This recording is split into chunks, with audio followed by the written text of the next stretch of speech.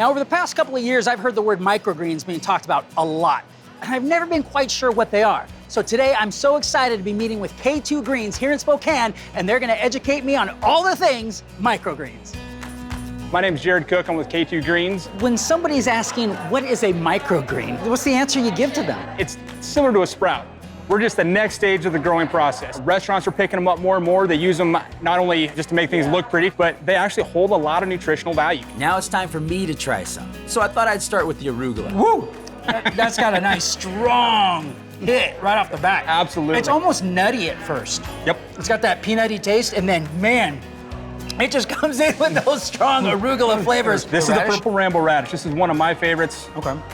When you think of a radish in your salad, this is like 5 times as strong as that. It's like, boom. They're so tender. They just kind of fall apart in your mouth. And then this is the sunflower. That is the sunflower. It's gonna be nutty, it's crunchy, it tastes just like sunflower seeds. Wow. Yeah, it does. It's crazy, isn't it? It's delicious. Time to see what other people think of these sunflower microgreens.